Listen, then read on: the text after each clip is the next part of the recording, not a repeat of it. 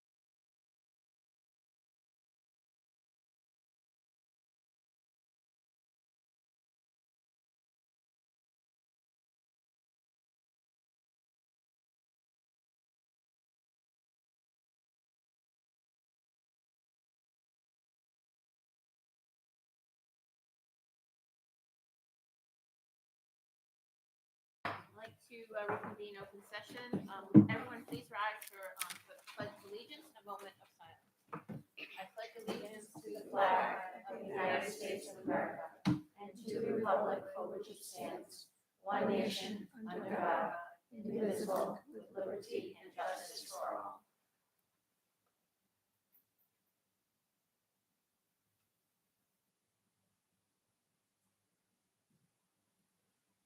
Thank you very much. And again, I apologize, we were running late in executive session. Thank you all.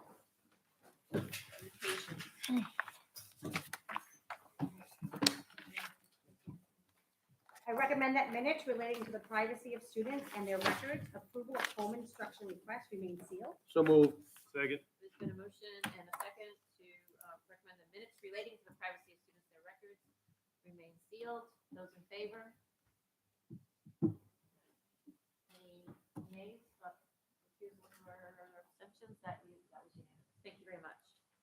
I recommend that minutes relating to the privacy of students and their records, rescinding of home instruction requests remain sealed. So moved. Second. There's been a motion and a second that the minutes relating to the privacy of students and their records, rescinding of home instruction requests remain sealed. Those in favor? Looks like that's unanimous also. Thank you.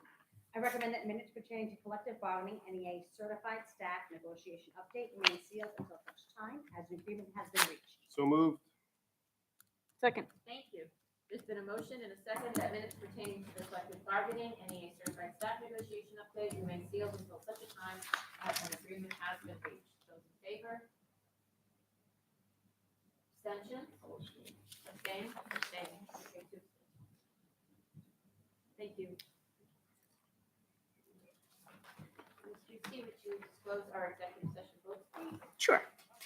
Our first vote was executive session minutes, August 9th, 2022, litigation legal update approved by Callahan, Chambers, Day, Giusti, Luzon, Lyle, Macaruso, McQuaid, and Reynolds. The next executive session minutes, August 9th, 2022, emergency operation plans approved by Callahan, Chambers, Day, Giusti, Luzon, Lyle, Macaruso, McQuaid, and Reynolds. Next, executive session minutes, August 9th, 2022, home instruction requests approved by Callahan, Chambers, Day, Giusti, Luzon, Lyle, Macaruso, McQuaid, and Reynolds. Home instruction requests for this evening approved by Callahan, Chambers, Day, Giusti, Luzon, Lyle, Macaruso, McQuaid, and Reynolds. Rescinding of previously approved home instruction requests approved by Callahan, Chambers, Day, Giusti, Luzon, Lyle, Macaruso, McQuaid, and Reynolds. Executive session minutes, August 9th, 2022, NEA certified staff negotiation update approved by Callahan, Chambers, Day, Giusti, Lyle, Macaruso, and Reynolds, abstaining McQuaid. And return to open session approved by Callahan, Chambers, Giusti, Lyle, Macaruso, McQuaid, and Reynolds. Thank you. Thank you, Ms. Juicy. Recognition.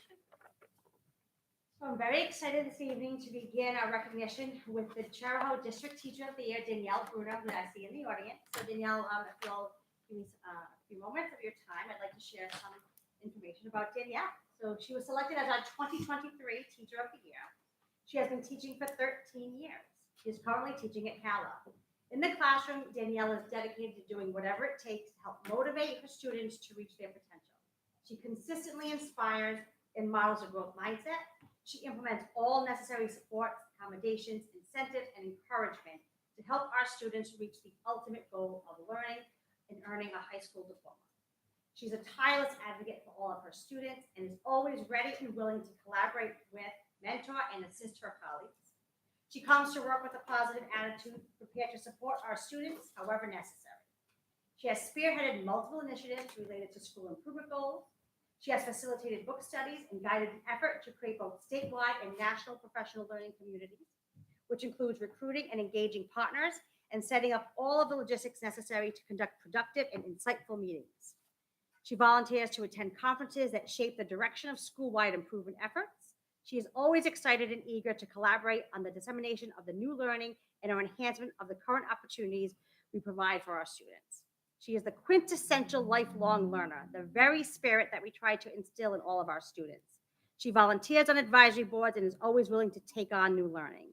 She has presented to the faculty and staff on numerous occasions, and she's always able to support school improvement endeavors.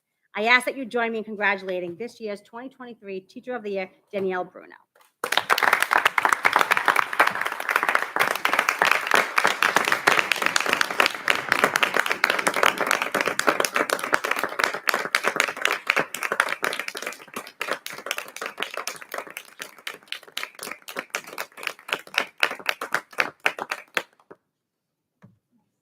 There is a special event for Danielle and all the Teachers of the Years from every district on September 24th at Water Fire. So the educators, Danielle will carry the torch and be a part of that wonderful ceremony. So if any of you can join, it's always a wonderful night.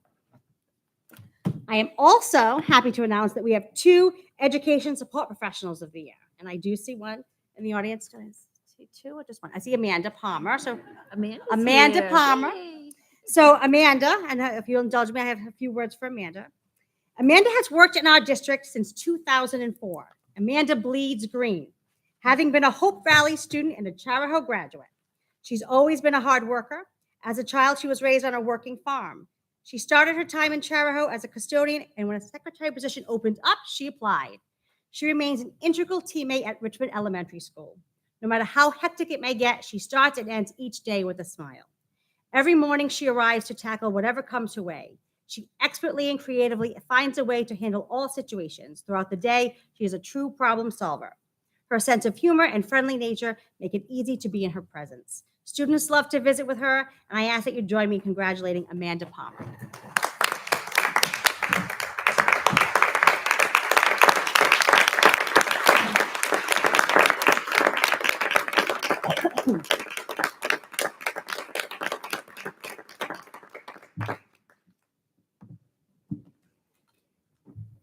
So we do have another Education Support Professional of the Year. Wendy could not be with us, and I don't see her. Yep. Nope. So Wendy Gillum. Wendy Gillum is quite simply the backbone of the Cala community. She has been a Charahoe employee since 2009. Prior to her work in Charahoe, she was a bus driver, driver trainer, and a dispatcher. She was also Charahoe cheerleading coach for 6 years. She is highly skilled in processes, procedures, and all nuances of her school. She manages to organize and communicate schedules on the fly each morning, and what is most impressive is her expertise in managing the unexpected and the unpredictable nature of whatever comes her way. She is able to adapt to any situation. She's considerate and compassionate, and she does whatever is necessary for the students and staff at Cala. Wendy is loved and respected by all. She is a clear and consistent communicator and runs the office with unmatched professionalism, positivity, and kindness for students, parents, and staff alike. Her consistency and excellence remain highly valued components of our school culture, and we congratulate Wendy.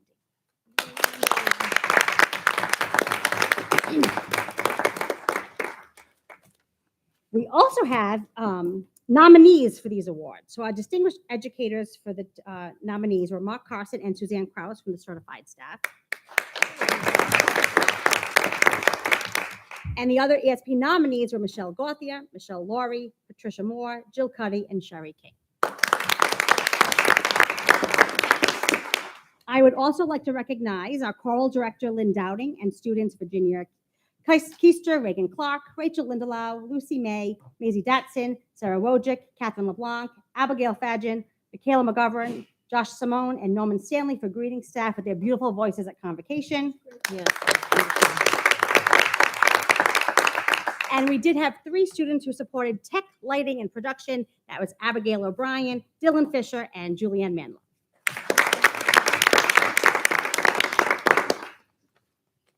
Thank you. Congratulations to all of you. Make us proud. So this is time in our meeting for public forum, which means that anyone from the audience could come forward with any item that's not on the agenda.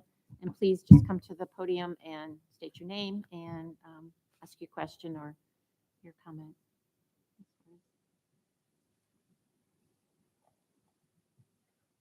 I took a break. Yep. I took a break for the summer, but I did watch it. Goldie Williams, Richmond. I saw that Donna Chambers wanted a definition for bullying. Needed to explain. I went to stand for the silent. It said, bullying is unwanted, aggressive behavior among school-age children that involves a real or perceived power imbalance. The behavior is repeated or has a potential to be repeated over time, which it did with my son.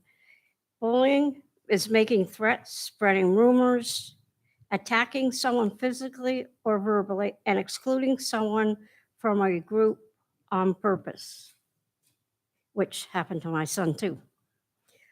Also, in July, someone was asking about CELAC, why it's very small or not at all existent. When I was in CELAC, when my son was in junior high, there was barely any parents and more staff, and the staff was overwhelmingly more than the parents. The rule is equal, supposed to be equal parents and staff of special education. Andrew McQuaid, right? That's that. And then also, I want to know if all of you are elected in November, will there be masking in school? I think we have there's a policy. We Yeah. don't have masking. No, we don't have masking in school right now. No, but if you're in November. I don't wish to. Mandated. No. Okay. We would go by the policy that is written, Goldie. Okay, thank you. Thank you, Goldie, for your remarks. Does anyone else have any remarks or? No? Okay, well, thank you all. We're on to policy. So the first policy is the academic requirements for high school graduation revision. We were holding on this policy due to the fact that the state has not completed their review, but there are things that we needed to make sure were updated based on the work we've already done. That's why we're putting it in front of you. So you may see it again this year once the state finishes it. And it's important to note that the graduation project that was already approved by you, the language is now simply added into the academic requirements. So I do recommend approval of the revisions to the academic requirements for high school graduation policy, which has been reviewed by legal counsel. So moved. Okay, there's been a motion by Mr. Callahan, second by Ms. Juicy to approve the revision for the academic requirements for high school graduation policy. And now I open this up to the floor for questions. Mr. Day, you have your hand raised. You have the floor, sir.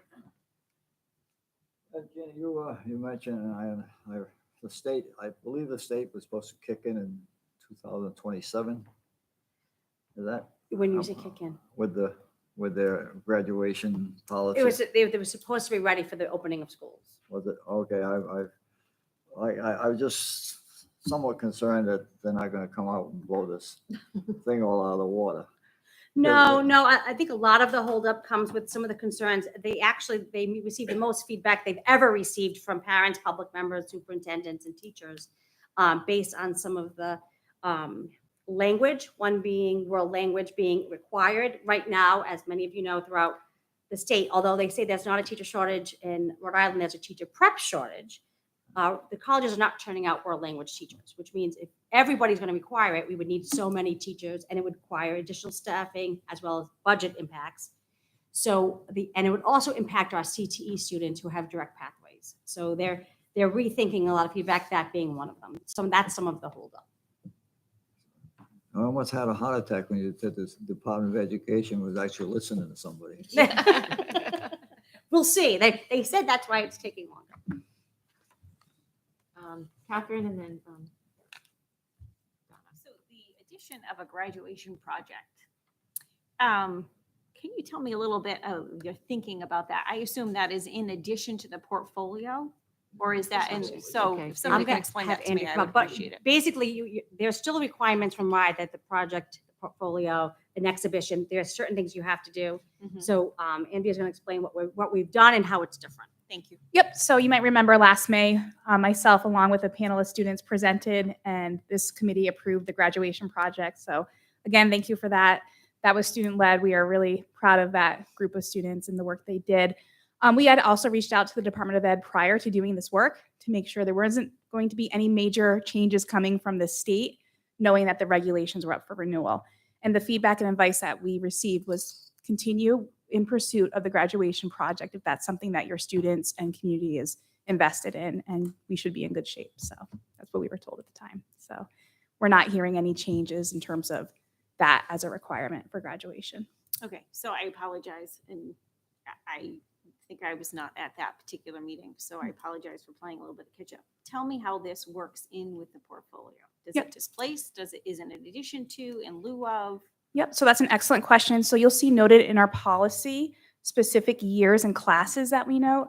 So for the section where it says proficiency-based requirements for a graduation portfolio, you'll see that we distinguish classes 23, 24, and 25. So meaning our current seniors, juniors, and sophomores will have the graduation portfolio. As you know, when we introduce any new practice or policy, it goes into effect with the incoming class. So this year's incoming freshmen, the class of 2026, will have the graduation project. And that's required by RIDE that any change to the graduation project portfolio start with incoming freshmen. It has to happen before October 1 so that the freshmen are aware of the expectations for graduation. So Catherine, those 3 classes will do the portfolio, and then the portfolio will go away, and then the new class, right? Am I correct? Yep, on that? absolutely Yep. correct. So any work that students have currently done on their portfolio is still in play. Those classes are still working towards that. Like I said, 10th, 11th, and 12th are doing portfolio. Incoming freshmen, our current freshmen, are doing the graduation project. And we have that work ahead of us of introducing them to the project, getting Yeah, it's a big familiar with change. it. Yeah. Okay, thank you. You're welcome. Ms. Chambers?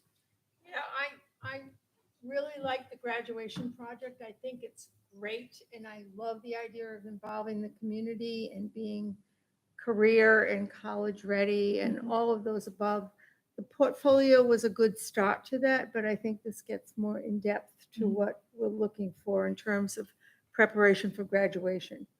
Couple of questions I had is, wait a minute.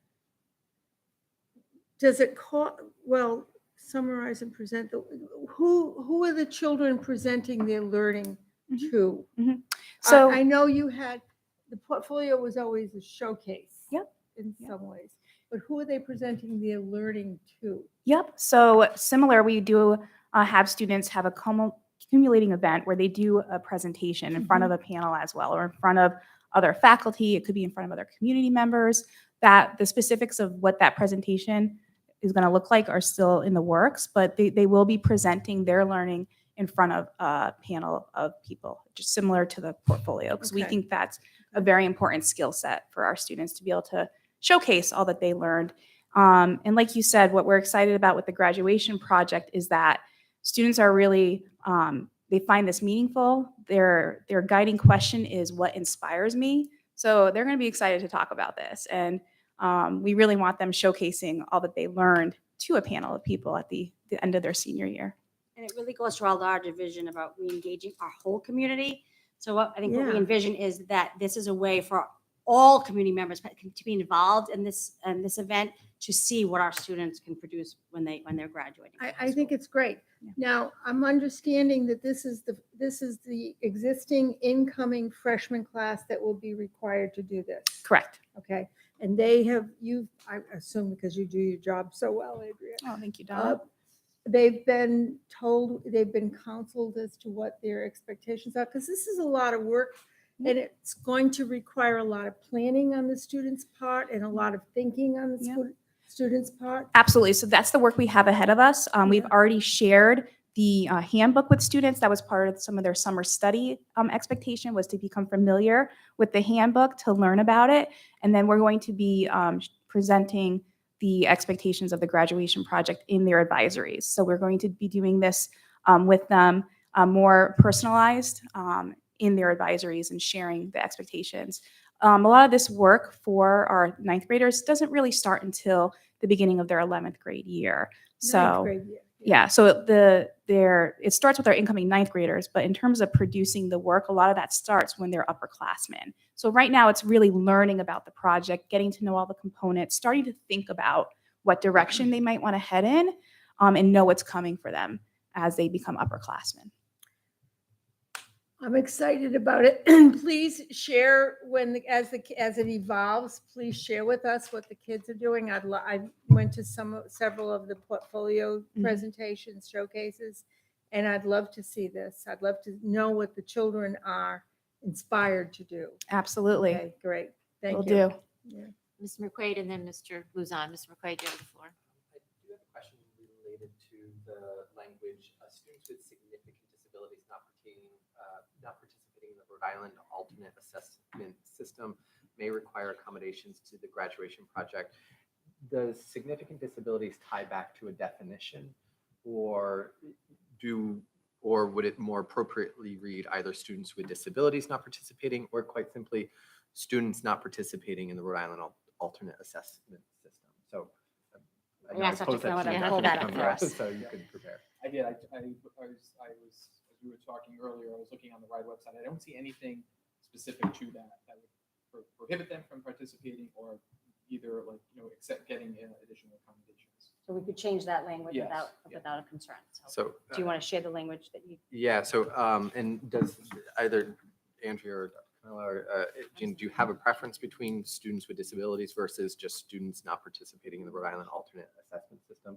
Definitionally, it seems the same. Students who are not participating in, Yeah. Okay, so if I could make an amendment to the motion so that, and that language is included in a few different places, including under major course assessments. So an amendment to the motion to replace students with significant disabilities to read simply students not participating in the Rhode Island alternate assessment system. That's great. Do we can make it, we can vote on that and then continue discussion on the first one? Yes, Yes. yes, okay. So there's been a motion and a second to amend the language. Any other conversations or discussions on that language? No, thank you, Andrew, for doing that. Those in favor? So that's unanimous, thank you. Now we're back to the last. Andrew, do you have, Mr. McQuaid, do you have any other? I'm good. You're good, okay. Thank you. Ms. Luzon, we're back to the last. Andrea, could outside interest, influence, or play a role in the project? Such Yeah. as, for example, Eagle Project. Yeah, so we, one of the major components is this field work component where students are asked to connect with a mentor. And we encourage students to really branch outside of the educational setting and to really reach out, expand, see who they can connect with. It has to, really connect back to that. What inspires me? What are they passionate about? So absolutely, the opportunities are quite endless. And we are really looking to try to expand our mentorship for our students because that is such an important aspect of getting prepared for beyond high school. Thank you. Yes, Ms. Juicy. You said another question under the project. So it says seniors must successfully complete and present their graduation project to participate in senior activities, senior prom, awards, presentations, etc. And I know that's the same for the portfolio. Mhm. Yep. I don't know if the committee has any appetite to look at that. And I guess my feeling on that is I understand that there are expectations to be met, but it seems to be pretty punitive. And I feel like a lot of what we do in education can be punitive. I would be in favor of striking that with the understanding that we're going to help children complete that. I don't know if anybody else is in agreement. Could you point to the page in the section that you're in? Yeah, so it's on page 2, right before the asterisks. It's the sentence above. And then again in the red on page 3.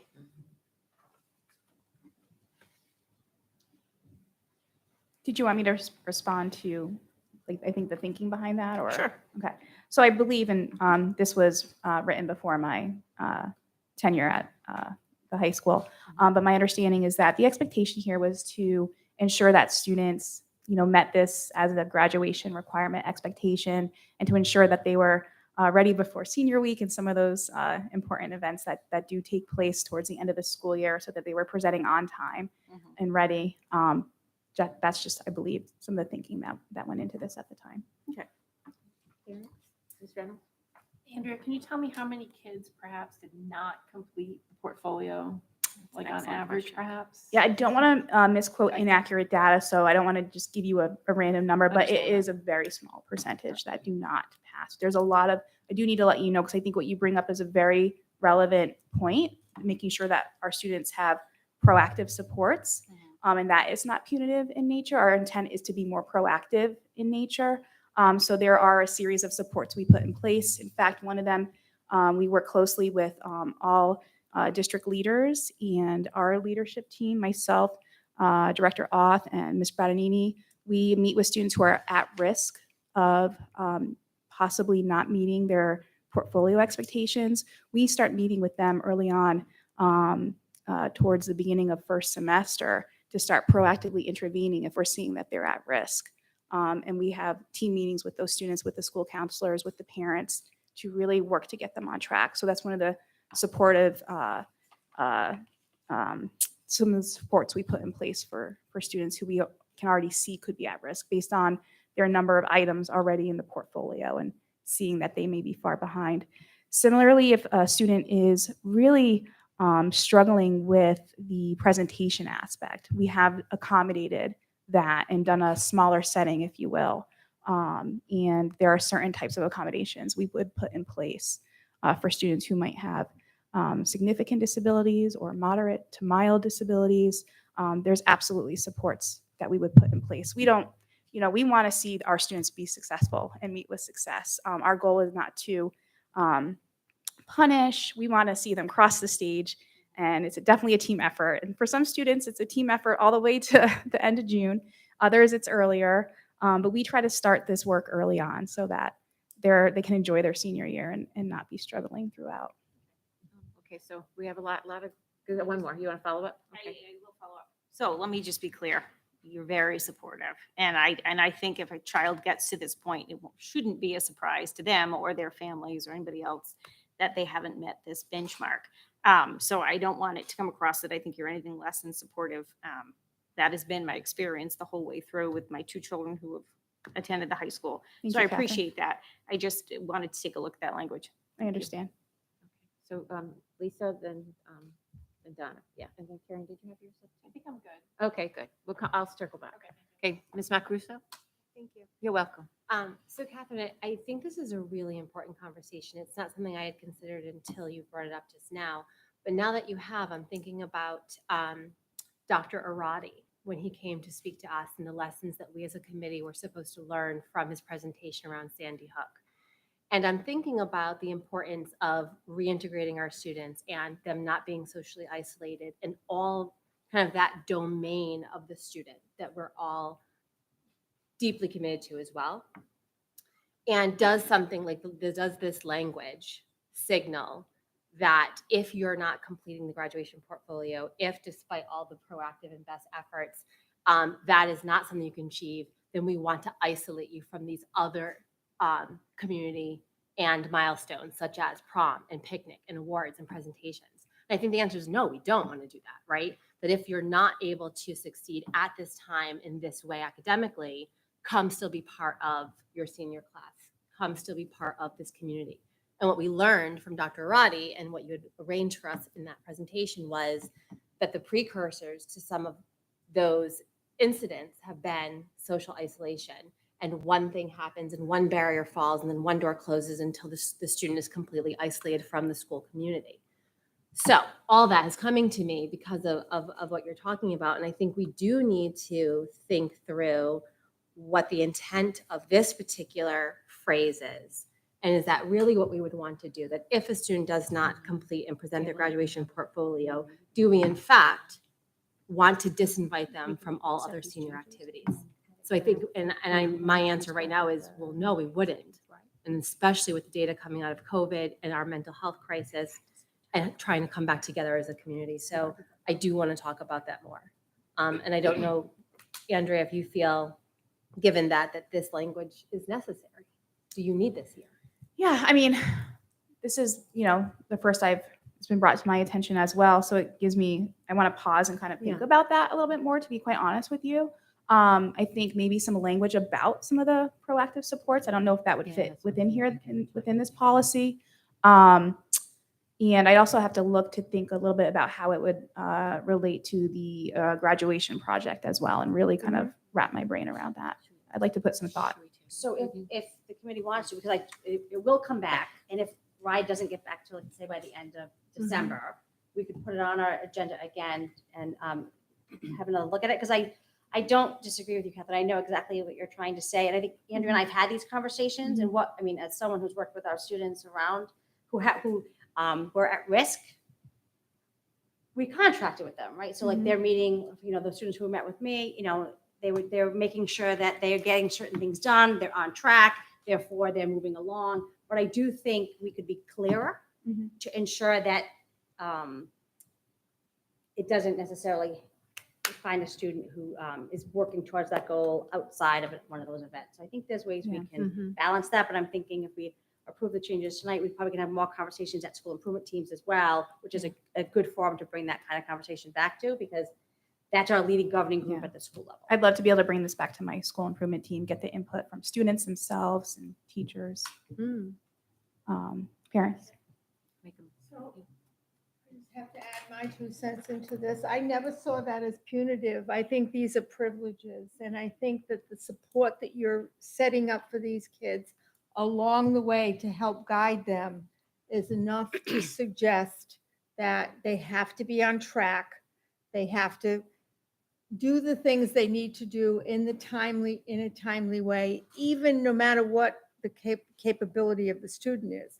When you get up in the morning, you have to brush your teeth to get ready for school. As long as the people who are supporting this effort are saying, you know what, at the beginning of the year, you want to be at the graduation, you want to go to your prom, you want to do all these things. So stay on target. I think that's a life lesson that these kids need. And Barry always called it, I said this to Michael at the beginning, he always called it all hands on deck. Well, let's have all hands on deck even before they get to the point where they might miss the prom because they're not on track with their project. And we actually, just to add, there are things that we're working on, even in advisory, to do exactly what you said, so Okay. that it starts freshman year and Yes. sophomore year. So we're always monitoring that on track. So it's not just a senior year kind of work. You'll always have that one kid that just absolutely refuses to do it no matter what. And you know what?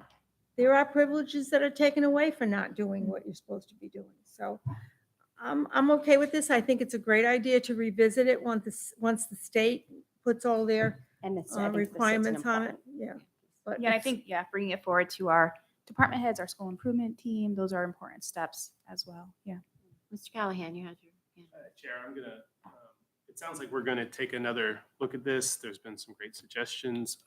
When you do look at the language, please incorporate the amendment that Andrew had recommended, but I'm gonna have to withdraw my motion to accept this at this time. Well, actually, I would like, just to clarify, I would like to approve the changes and come back to look at that, because that language isn't a change. That was always our language. So if we don't, it's still the language, just to be clear. It's listed as red, though. Only in the new section. Because We've that's already the new approved section. Yeah. We've already approved the project, so that language that was already approved in a previous meeting, so we just added it to the new So policy. you want, okay, so you Yeah, want no. us to move forward with the approval now, but it's coming back to us for a final approval at a subsequent meeting? I would like you to approve the new changes, because you already approved the graduation project back in the spring. Gotcha. come back as another revision. Well, we would come back for another revision based on that conversation to take a look at that and anything else that maybe comes up throughout any policy can be brought up at Okay. any time. And I just want to clarify that sentence, that language has always been within this policy because it was under the graduation portfolio. That was simply a cut and paste to align the language. Okay, so you're going to keep your motion then, and we'll I'm just. going to keep my motion. We'll see this again in a few weeks. Yes, a second, okay. And I'm comfortable with that. And I would just say, my line of thinking is in the past, if you didn't pay off your lunch bill and things like that, many things were taken away. And I think Lisa and I kind of helped make that change because my feeling was, I don't think you get all the good stuff taken away because your parents didn't pay your lunch bill. This is a little bit different. I understand the personal responsibility, but I also think we need to be mindful of how kids are today and being as supportive as possible. And if you constantly come with a carrot and a stick and a carrot and a stick, and the sticks outweigh the carrots, it's a tough position to be in. So I would just like to look at it with a different set of eyes. That's good. Thank you. Thank you. Any other? Yes, so we have a motion and a second. I'm going to take that to a vote, knowing that we're going to revisit this Mhm. at some point. Thank you very much. Thank you. Thank you. Thank you. Those in favor? As amended. As amended. amended. Thank As you. amended. As amended. Okay, and that was unanimous. Thank you very much. So the next policy is the use of school facilities. This is a revision. I do recommend approval per the memo from Ned Draper dated September 6, 2022, to incorporate the rental of the Maddie Potts Memorial Fieldhouse in this policy and increase the rental fee to help cover the increased cost of heat and maintenance. I know both Steph and Dan Potts are here tonight. I don't know if you want to speak about anything, but one of the things I want the committee to think about as well is we just opened the Fieldhouse, so we're figuring out how all the widgets work. And our thinking is let us get through sort of that first season with just the athletes, so that we can sort of come back and think through any additional needs before we open it up to everybody. It wasn't even opened and we've gotten phone calls on how to access it. So moved. Okay. There's been a motion and a second to revise and update the use of school facilities to incorporate the Maddie Potts Memorial Fieldhouse in the policy. Yes. So I would like to take this opportunity again to thank you again for donating $1 million plus building that we can use.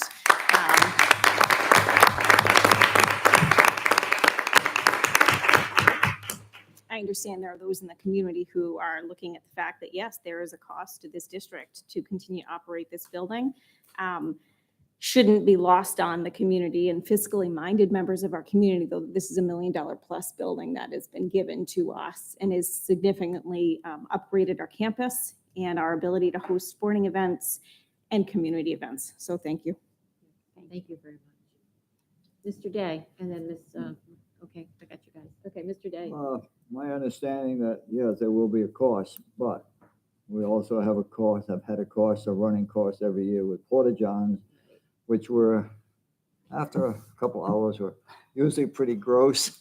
So I was over at the football game the other night, and there was so many people that were so enthusiastic about being able to use indoor plumbing. So I really believe that it's going to be pretty much of a wash as it pertains to the upkeep and the benefits that we will have, and the fact that we won't have to have Porta Johns for outside sporting events.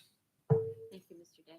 Ms. Chambers, and then Mr. McQueen. Yeah, I just want to say, I just got back about 2 hours ago with my husband to the Cape, and I had my Maddie Potts wonderful sweatshirt on, and somebody stopped me and said, oh, I know what that is. So thank you. I reiterate what Catherine said. Thank you very much for the wonderful things that you've helped us achieve through your loss. Thank you again. Yeah. Mr. McQueen, you sure? Okay. Anyone else have any comments or discussion about the revision? No? Take that to a vote. Those in favor? I think that's unanimous. Thank you very much. Thank you again. Thank you. The first business item is A, field trip request. I recommend approval of the following contingent upon compliance with the policy. Request of Coach Bill Havarack, I believe who's in the audience. Yes, he's still here. For 31 students and 7 chaperones to travel to the Manhattan College Invitational in Van Cortlandt Park, New York from October 7th, 2022 to October 8th, 2022. So moved. Second. There's been a motion and a second to approve the field trip request of the trip to the Manhattan College Invitational. I'm opening that up to discussion or questions. Yes, sir. And I would just like to recognize, first of all the chaperones, and one happens to be sitting right over there. But with that being stated, Coach Hab has made an impact, I know, on my children. And he's made them better people. And my daughters too. So I would just like to say thank you. You'll always have a place in our heart. Oh, this is so nice. I just had to say that. Well, thank you, Mr. Luzon. Any other questions or discussion about the approval of the field trip request?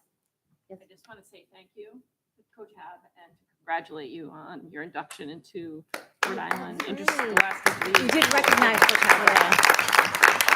Oh, it's always good to do. It's just such an honor, I can't quite comprehend it still. And I just share that with the whole community. And I think when we travel, when we go, whether it's Rhode Island or throughout the states, New England, whatever, people recognize Charahoe and they recognize the community that it is. And that's just a very powerful thing. Thank you. Thank you, you. Coach. Thank you, Coach. Well, I'm going to take it to a vote. Those in favor of the request? Any nays, abstentions, recusal? I'm abstaining. I might get a free ride too. Mr. Callahan's abstaining. Thank you all. The next item is the school committee meeting schedule. I recommend approval of the change to the meeting date in November from November 8, 2022 to November 15, 2022. So moved. Second. There's been a motion and a second to make the change to the school committee meeting time from November 8th to November 15th. Any questions or discussions on that? No? Those in favor? Okay, and that's unanimous. Thank you very much. The next item is the Perkins Grant. I recommend approval to submit the Perkins Grant. If you are interested in the grant backup detail and you have questions, we do have Director Auth here in the audience who can answer any of those at this time. So moved. Second. There's been a motion and a second to approve the submission of the Perkins Grant. Questions? I have one. Mr. Awe? No, I do. I know that you've, thank you for doing this. I know this is a lot of work. So specifically, is this for one class or multiple? Like, I see it's for the ARPHCY2. Is that a class? Great question. Okay, thank you. Great question. So I won't give everyone the in-depth history of Right. it, but the Perkins is a federal grant that supports all career and tech programming. In the past couple of years, we've been lucky enough to receive some categorical aid, which is state funding, which helps support our programs as well. So now it's my responsibility to decide which programs get categorical, which get Perkins. The Perkins grant was reduced to about $57,000. So we're going to use those funds to support auto, criminal justice, and cosmetology. Okay. But essentially, I could use it in any one of the programs that I wanted. It's just that's where I felt the need based on all the different funds that we're pulling from. Thank you. Thank you for clarifying that. I guess there's no other questions. Okay, I'll take that to a vote. Thank you, Director Auth. Thank you, Director Auth. Those in favor of approving the submission of the Perkins grant? Oh, that's unanimous. They already have their hands up. Okay, that's unanimous. Thank you. So the next item is the LEA Capacity Building to Support Youth Mental Health Grant. As many of you recall, the Nathan Bruno Act was passed last summer, and we have a requirement for the state to make sure that we are invested in that work. This grant allows us to enhance the number of trainers we have at the district level using the grant, so no cost to the district to be able to do that.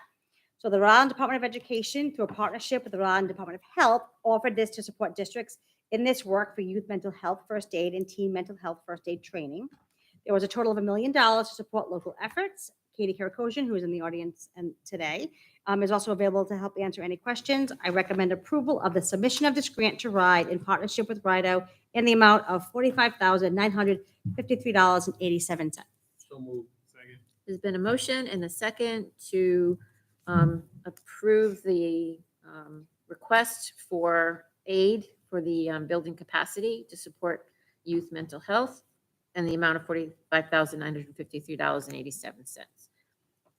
Yes, we have two, Mr. Luzon and then Mr. Day. Mr. Luzon. Under the youth mental health first aid on the page. Sure. The Katie's here. language there really kind of confuses me. It's Okay. their language of the grant. Really? Yeah, that's language. For a 3-day train, the trainer for up to 16 trainer candidates? That's right out of the budget. Yes. Okay, so they train the trainers. Oh. We promise. directly It's from exactly their from the RFP. RIDE. Okay, if that's from RIDE, okay, so be it. Do You you- got my do you- vote anyhow, but I mean, Do you you understand that they train the trainers? So. It's the wording, I But understand. it's the way it's their worded. wording, Yeah, it's how they word it. Okay, I understand what you mean. Did you have a question for Katie? that was it. Oh, I didn't know if we could correct that language, but, okay. Does anyone so it else? is what it Kate? is. I speak ride as well, so Okay, Mr. I know how to. Mr. Day has a question for you, Katie. Yes. Right here.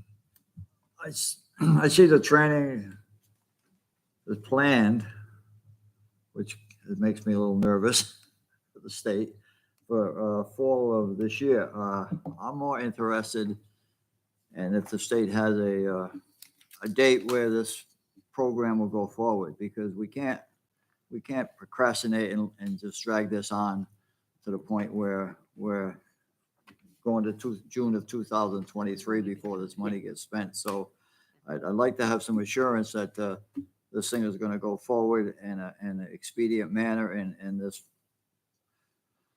help will be available certainly at the start of next school year at the very latest.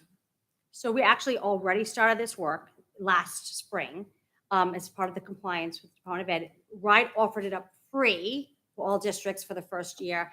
And now with this grant funding is allowing us to build the capacity within the district to continue the work. So they took on the funding, I believe, using their ESSER funds to do that for all districts this year, past year. And now they're working with all of us to help build our capacity. So we can control this as opposed to the state controlling. Correct. That makes me feel a lot better. I'm glad. Good question. Yes, Ms. Macruso. I have a few short questions. So how many of the 16 trainers have been trained so far with the spring initiative? All of our teachers and teacher assistants and staff are trained in the spring. Everybody. Well, they're certified in mental health first aid, but this is to train trainers so that we can continue the initiative. None of them are trained. Well, we had two that were involved with the liaison. So the high school has a liaison and the middle school had one liaison. So now the idea, and it was our, at the high school, it was our department head in PE. And at the middle school, it was one of our school mental health professionals. So now what we're doing is we're enhancing the team. Right. To So, be able so to those build two it. people can run trainings and continue to offer mental health first aid certification to our staff in 3-year rotations. Yep. Right. Okay. And so we're going to go up to 16 with this. Wonderful.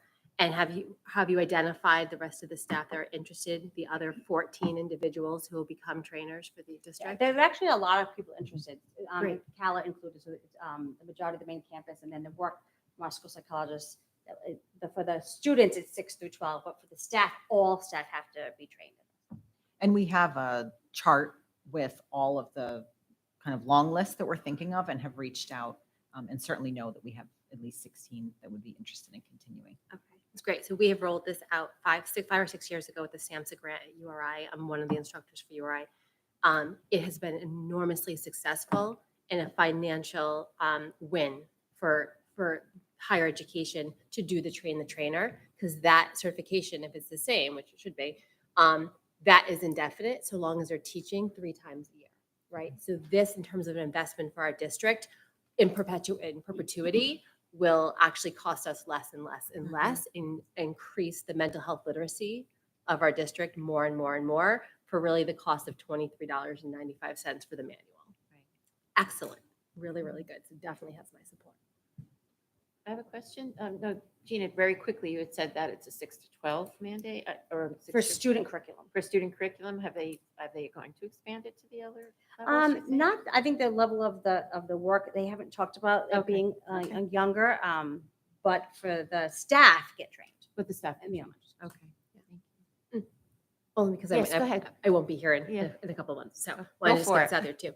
Once you have the capacity of the 16 trainers that can train, I think another consideration is to possibly partner with adult ed and start offering this to parents and families as That's a well. great But again, idea. for $23.95 at that point, what the impact that'll have to decrease stigma, right? Raise literacy and help overall what we're facing would be a really great partnership to consider as well. That's a great idea. Yeah, and this actually dovetails with our peer-to-peer that we're starting off this month. So our middle school facilitator and high school facilitator are now working on getting those peer mentors to do the training at URI. Okay, wonderful. So yes to all of that. Really great. Ms. Chambers, thank you, Lisa. excuse me, that is a terrific idea. Because as I read through this, I thought, you know what? I want to be part of that training. I want to see what's going on. Katie, you did a beautiful job on this. There was a, this is not quite off topic, but it's kind of related to when our public understands that you get this money and you're maximizing the effect of this money by training as many people, that's a good thing, okay? When we get COVID money, that may go away. There was an article in the Westerly Sun that said the schools are now flush with all this COVID money. You know what? We're not flush at all. This is just allowing us to, this is just really allowing us to figure out ways of attacking the problems that the schools are facing today. That's it. And you did a beautiful job on this. Thank you. But I love the idea of the many people we can get involved in this. I would volunteer to do this. Nobody needs this. I don't need a stipend. I could be called on to come in if you need me to help with whatever needs to happen. I think it's a great idea to train as many people as we can with this money that is allowing to train the trainer. Yeah. Anyway, thank you. Thank you all. I'll take this to a vote. Those in favor of approving the Building to Support Youth Mental Health Grant? Those in favor? Okay, that's unanimous. Thank you very much. The next item is the Epidemiology and Laboratory Capacity School Supplemental Funding Grant. So Charahoe is eligible for supplemental funding in the amount of $92,763 for the 2022-2023 school year. Katie Karakosian, who's still here, is available to answer questions, as am I, and I do recommend approval of this grant submission. So moved. Second.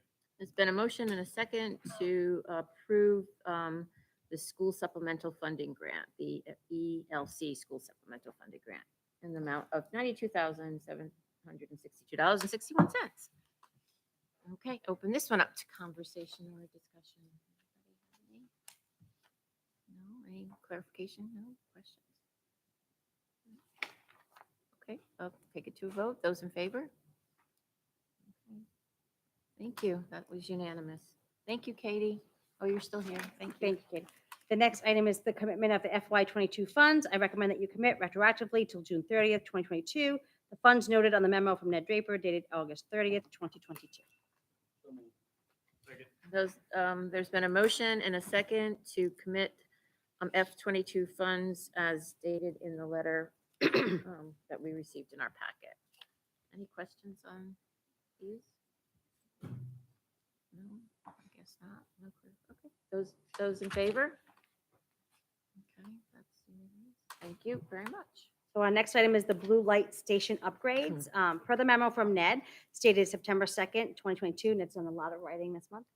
He is requesting discussion and action on the blue light station upgrades needed for the 2 code blue stations on the main campus.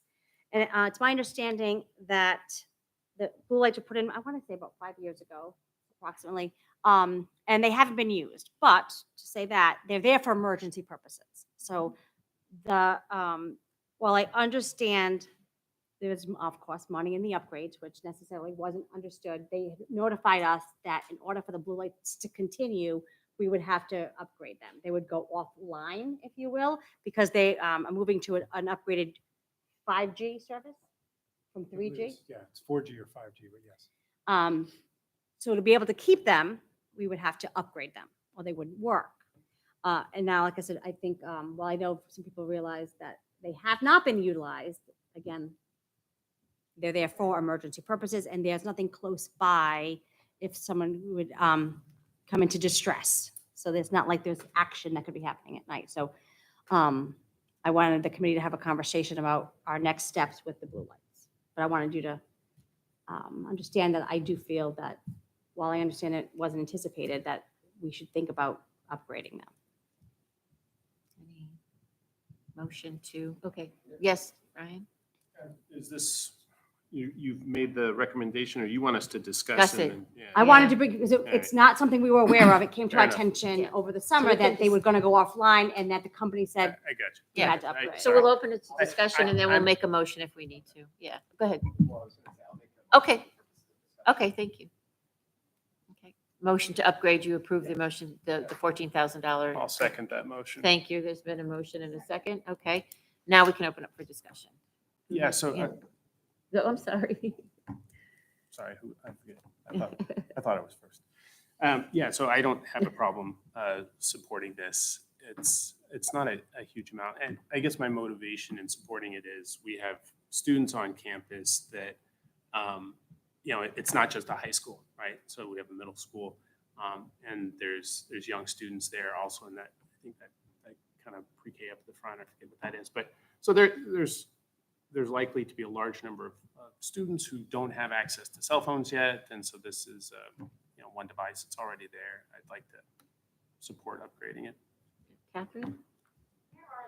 Where would they be? So there's one by the middle school as you enter the senior parking lot, right on the middle school property, and then there's one by the Matty Potts Field House. Thank you. Mr. Day, you had your hand raised. Yes, in case nobody's noticed, we're out in the middle of nowhere here for the most part. And as Ryan said, there could be some individual going down Switch Road that is in distress and can't get cell service. The other thought that I support this very much. The other thought that I had was, could we reach out to Cox, our provider, and see if, because they're the ones that have driven the G3 out of business. They're the ones that are pushing for the 5G and all the other things. So they've created the problem for us. We see if they would have any interest in making a donation to help us offset the cost of upgrading to their system. It's just a thought. Never hurts to ask. Yeah, never. Mr. McQuaid? Likewise, support the upgrade, but also to the point that I don't know if everyone sort of knows, one, that these are here and what they're intended for. So I would just ask that the district consider how it does communicate to folks who are on campus so that they're aware of what the intended purpose is. If you haven't used, if you aren't familiar with it, you may or may not know to access it. So just ensuring that students, faculty, and folks who are on the campus are aware of it and what its use is. Yeah, we actually had that very conversation last year when before we knew it was coming offline because of the upgrade. Yep. But how do we communicate the use and do our students aware? It's very similar when we have that say something conversation. Or What's even it- parents. the if tools parents available. are- Yeah. if on parents campus. are on campus with a group of students, or they're here to drop their kids, whatever, that Yep. even our community knows that they, like Phil said, somebody could be driving by and need that Simply, service. even when we're practicing drills, when Yep. we Yeah. point them out. Ms. Chambers? Yeah, I was just going to say, it's really too bad that they've gone outdated in such a short period of time. However, it's peace of mind, and I fully support spending this money.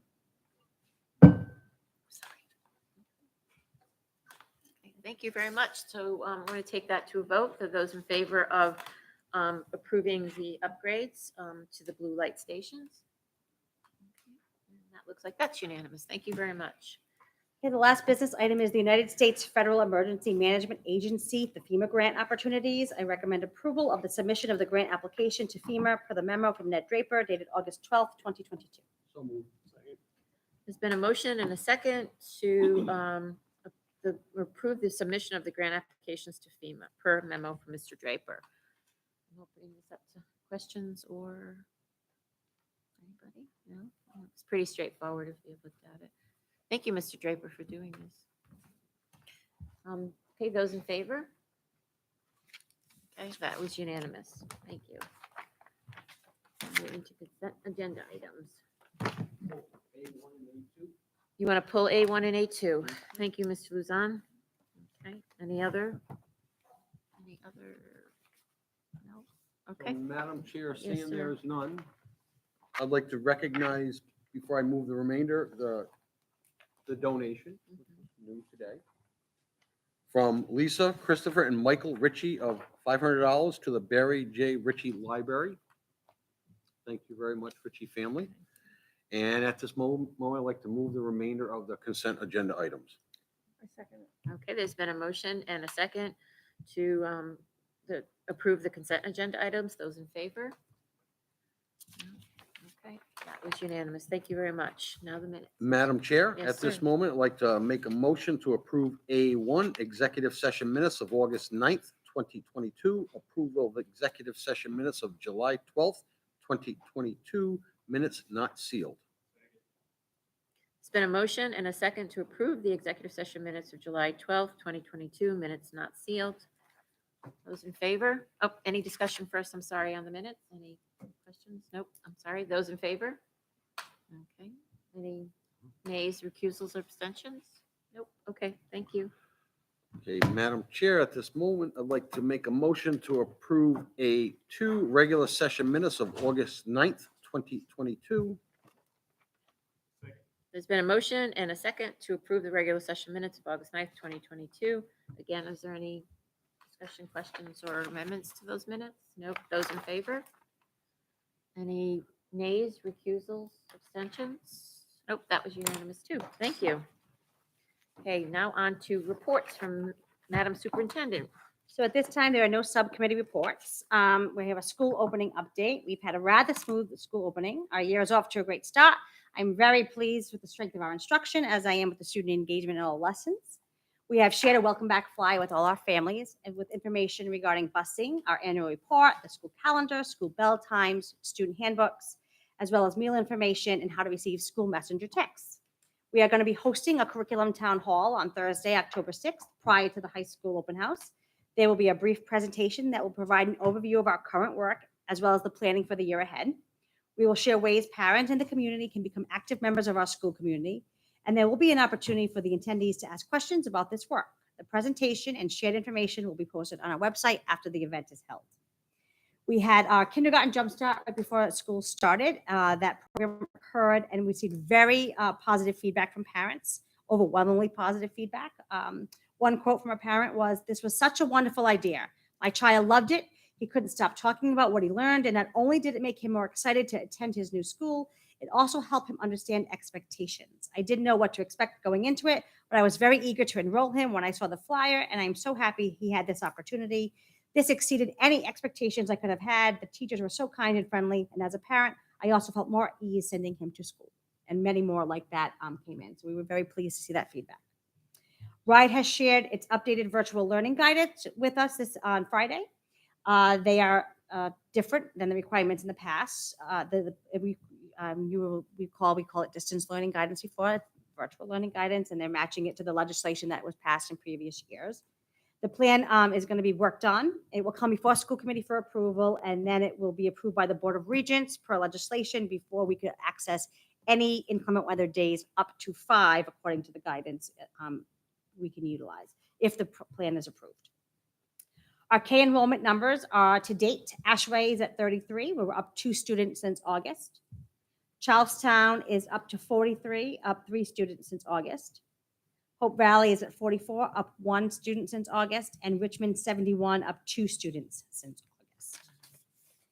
Okay. We are planning our open houses, some that occurred this week. So we have the Charahoe Middle School held its grade 5 yesterday, 6 to 8. And this Thursday, they are hosting their grade 6 to 8 from 6 to 8 p.m. Charleston will be holding their open house on September 22nd, 5 to 8, with staggered times for grade levels. Hope Valley is hosting their pre-K through 1 open house September 28th and grades 2 through 4 September 29th, 6 to 7:30. Richmond Elementary is hosting their K through 2 September 28th, 5:30 to 7 p.m. and grades 3 through 4 September 26th from 5:30 to 7. Ashway will be hosting their open house October 4th from 6 to 7:30. Caller is hosting their open house October 6th, 5 to 7, and the high school in Charo Tech will be hosting open house October 6th, 6 to 8. And our coming events. So I've already reviewed all the open houses. On September 15th, Charlestown School Picture Day. On September 19th, Richmond SIT meeting in the library, 5:30 to 6:30. On September 22nd, we have early release day. Secondary will be dismissed at 12:45, elementary at 1:55, no PM pre-K. The AM will attend. And 9/27 is high school picture day. I think it's all the open houses, right? Yeah, those are the open houses, yeah. And then food clinics. Do I have the food clinics on here? Yeah.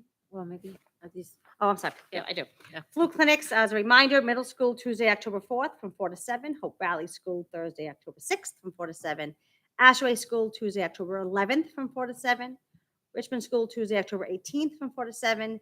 And the high school CTC is for students and staff only, Thursday, October 20th from 8 to 10:30 a.m. And Charlestown School Tuesday, November 1st from 4 to 7. And anyone interested can access that those forms online at the Department of Health. Okay, thank you. Okay, so school committee requests for future agenda items or legal opinions. Okay, we have two hands up, Mr. Luzon and then Mr. McQuaid. Mr. Luzon, did Mr. J, you have your hand up? Thought he did. No. Did you Mr. have your J, hand, Bill? Bill, did you have your hand up? No. Okay, I'm sorry. Oh, oh. Okay, Ms. Luzon? Gina and I have talked in the past, and I'd like to actually see some information. Since the creation of Katie's position, could we see how much grant money has been generated? I think we'll be all pleasantly surprised. Yeah, I do actually mention it. Well, we don't say Katie's position, but we talk about the grants that have been brought The in. grants. Yep, absolutely. We could put that on the front agenda. Sure. item. Yep.